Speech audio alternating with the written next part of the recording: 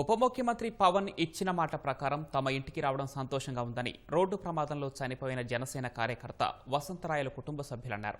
పవన్ పరామర్శ మనోధైర్యం నింపిందని చెప్పారు.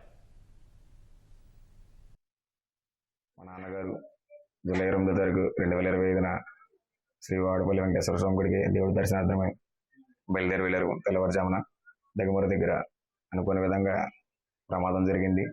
గుంటూరు గవర్నమెంట్ హాస్పిటల్ జీజీహెచ్కి తీసుకువెళ్ళాం. 3 రోజులు ట్రీట్మెంట్ అనంతరం డాక్టర్స్ అందరూ సర్టిఫై చేసింది ఏంటంటే బ్రెయిన్ డెడ్ అని డిక్లేర్ చేశారు.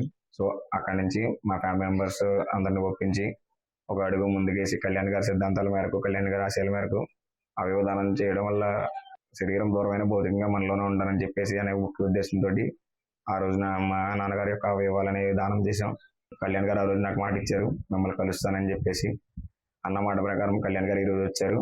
ఈరోజు వచ్చి మమ్మల్ని మాకు ఓదార్పునిచ్చారు, పరామర్శించి పార్టీ మీకు తోడుగా ఉంటుంది, మేము తోడుగా ఉంటానని చెప్పేసి మాకు మనోధైర్యం పెంచారు.